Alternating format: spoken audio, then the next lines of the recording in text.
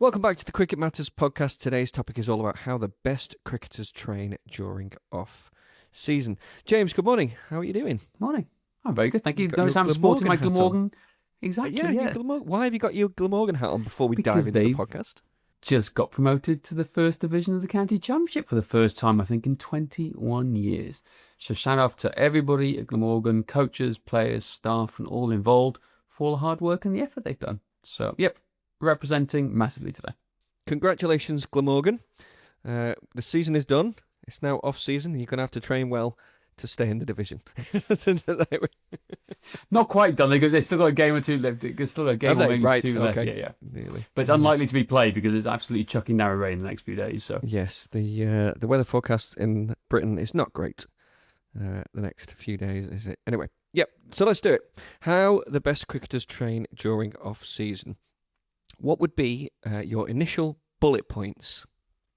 Recovery, but number one. everything: recovery, strength, cardio, nutrition, pain management. Crikey, the list goes on. But we can hypothesize as much as we want to. We can theorize as much as we want to. What gets done must first get measured. Ooh, And we nice. don't know where we are starting from unless we assess. And you may have heard us say about this time and time again on the podcast and all our videos.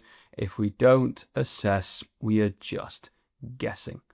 Exactly. So, the Assess, point don't is- guess. We must have used that line about 1,000,000 times. I know, but we still have to keep reminding people about that every time I come and see Yep. them and get hands-on with them. It's a case of, I don't know how to help you. You can literally watch all the YouTube videos in the world, read all the books and articles. It's Yep. paralysis by analysis in some respects from a lot of people. Do all the technique drills in the world that you want as well, but you might not get any better if you don't know what's wrong. No, exactly. And that is why we always start with what we call a performance analysis. And we have two types of performance analysis: the performance analysis and the performance analysis and performance analysis pro. The difference between the two is there's a lot more video work done with the pro level, right?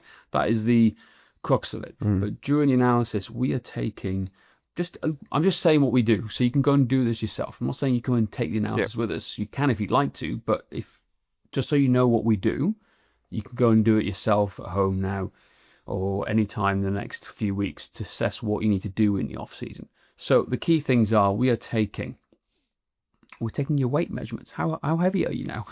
All right, what's your body fat percentage? Yeah. What is your blood pressure? What is your resting heart rate? Because over the course of a season, people tend to put on weight and actually get deconditioned a little bit over the season. So we need to manage that. Yeah. So do you need to go in a weight loss plan over the next few months? Right? That's the first thing. Second thing is, are you in pain? We do a number of screening processes for are you in pain over the whole body? Because if there's pain present, that is your number one priority. Like, bar none.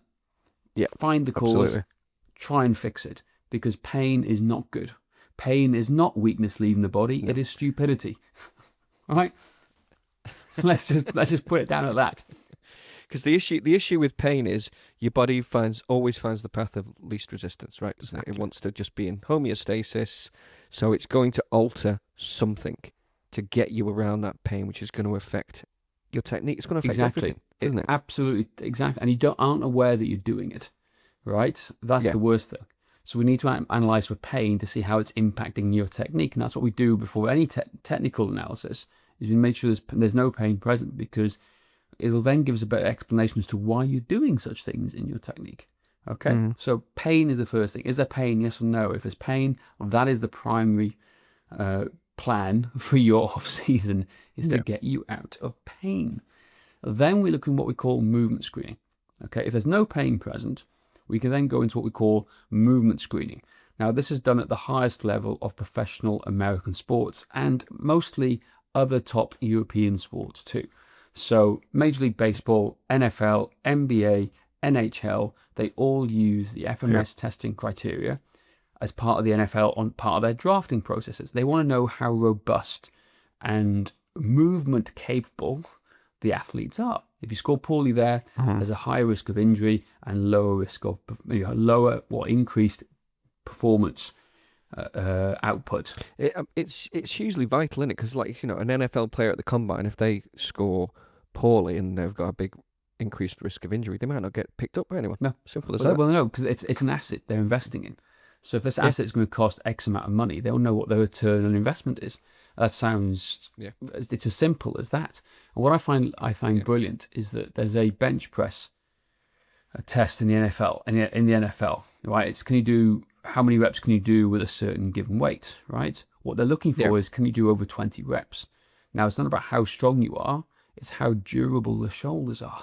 I didn't realize that. Gray told me that during the thing. That's why they test the shoulder, the high rep bench muscular, press. Yeah, it's a muscular endurance test, 20 reps, isn't it? Yep. Muscular endurance. Serious muscular endurance. But it's all about the function of the shoulder. Can the shoulder withstand that?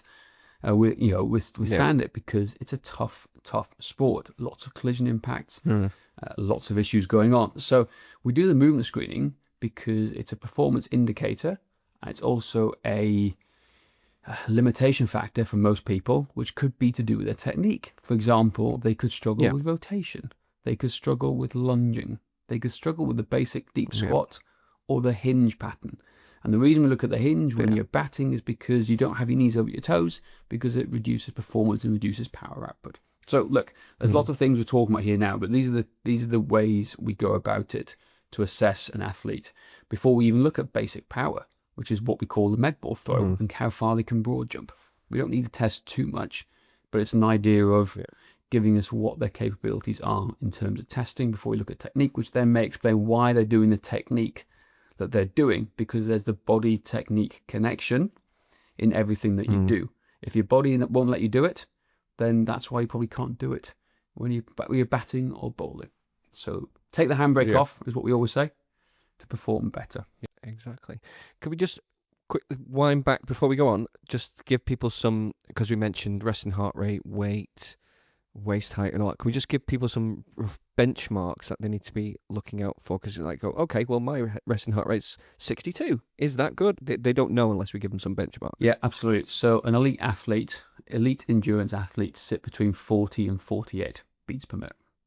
Okay? In most cases. So if we're looking at that level performance, we know that resting heart rate indicates good cardiovascular health. Combine that with blood pressure. We will know your systolic and systole and distal readings. Diastolic. Yeah, sorry, I can't even speak this morning. It's been one of those days. All right, we're looking at your readings again at elite endurance levels. They're about 105 over 65. So okay, but most people we're talking to here are not elite. So what are we looking at? 110 over 68, 70. That'd be a good indicator, is what we're looking for. But again, we want to strive for better improvement. And the better those numbers are, potentially the better your health will be long term too. So there's a lot of factors going on here. And the other thing is, are you overweight? Very simply, get a tape measure your waist just above the belly button, right? And divide that by your height. So if your waist is 70 centimeters and you're 173 centimeters tall, divide 70 centimeters by 173 and it becomes below 0.5, the ratio 0.5, then we're looking at a normal weighted body fat percentage of a human being. Basically, you want that ratio to be half 0.5 or under, ideally under 0.5. That's it, as an idea. That's the sort of thing we're looking at. Cool. And med ball throws, slightly different for men and women? Yeah, med ball throws, same thing look, I'll start with the broad jump. It's super simple. Can you jump a minimum of 110% your height? Right, so 2 feet on the ground, both hands, how far can you jump? If it's 110% your height, you've entered base level. But we want to see 120% with our best athletes, minimum. That's the expression of power from the ground up, because power starts from the ground up, okay? Mostly in cricket. Then we have med ball throws, which tells us how you transfer. So we're looking at upper body power in some respects, but through the eyes of your feet and through the core. So if you can't transfer that power from your feet through the core to your hands and throw it, then we have issues, particularly if there's discrepancies left and right. So men need a 4 kilo med ball to throw a minimum of 10 meters, both sides, with a very small discrepancy of less than 10% both sides. And then women need to do the same distance, but with 2 kilos. So again, it gives us little indications as to where our starting point is. There we go. Cool. So once you've assessed and you're not guessing anymore, what that. Well, obviously, then you will know what your priority is, of course. But then strength training, I guess, which is something that a lot of people simply don't do. Potentially, yeah. And again, it comes to the same thing. So let's assume we have a healthy athlete that moves well, and let's say let's assume now that they've scored well on the testing kit in terms of movement. They are not in any pain, and all health markers are good, right? So they're not a fat loss client, essentially. So we're now looking at, is it a strength issue or is it a power issue they have, right? Yeah. So by doing the MedBall test, we can get a rough idea of what that needs to be. A lot of cases, most people are strength deficient in cricket, right? They haven't got enough baseline strength, which you need, because you need both strength and power, right? So which one do you need to work? Overall baseline strength first, I think, comes first. A lot of people say the same thing. You can't build power on rocky foundations. Without strength. So I'd say that the off season has got to be around developing baseline strength, so you can then maintain it the rest of the season. In that sense, up until enough is enough. So once you have enough strength levels, then you can just maintain it. Then the emphasis is always on power development and speed, right? Because we're not trying to get stronger and stronger and stronger. There's the law of diminishing returns in terms of some sports. We don't need to be a power lifter and keep chasing PRs. No. We need enough strength to play the sport that we need to do, and then try and be as explosive as possible with that strength, right? Big difference. Yep, exactly. As fast and explosive as possible, because those are the qualities you lose quickest. So you need to be training like speed and power right up until the season, and obviously try and maintain that within season as well. With low volume in seasons, so we've got that. So again, I would say for most cricketers, they need to move well. If they're moving well, we prioritize strength in the off season, right? Unless they have enough strength already, which again comes through testing. We know what their testing levels numbers are.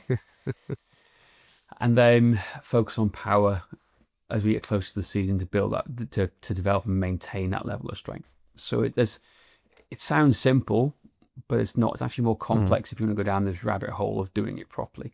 But most players in the off season need to focus on strength work, focus on compound lifting, right, to some extent.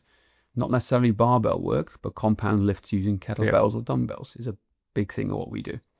And then adding some endurance work, some aerobic endurance to build us up and get us ready for the season.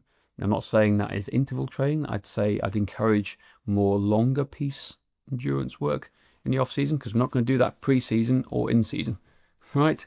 So we build it towards those levels. So strength, longer bits of aerobic work up until Christmas, and then from Christmas to the start of the season, more shorter intervals, getting us ready for sprint-based stuff and moving forwards. But again, we're hypothesizing here, as opposed to prescribing an actual prescription for somebody to actually follow it here. So there's lots of theory, but hopefully it's giving an idea of what the way we think about things in terms of training and what people should be doing in the off season. Exactly, and essentially it all comes back to that assess first. Exactly. Then you'll know. Meet yourself where you're at. Exactly, and very, very simply, are you without assessing? Question for everyone out there: are you in pain? Yes or no. If you're in pain, priority number one. All right. Are you overweight? Right. Ask yourself that question. All right. Stand in front of the mirror. That might be part of the reason that you're in pain if you are overweight. Well, exactly. Right. Potentially. The two go hand in hand. Right. Those are the two fundamental questions. Are we in pain? Are we overweight? Because we can make people better athletes by fixing those two things. And that's the simple side of things. There we go. Hope you enjoyed that, guys. That is how to train in the off season. That is it for today. Please don't forget to rate, review, and subscribe. And if you would like our free training plan, then go to cricketmatters.com/train. And remember, our goal is to make you a better cricketer.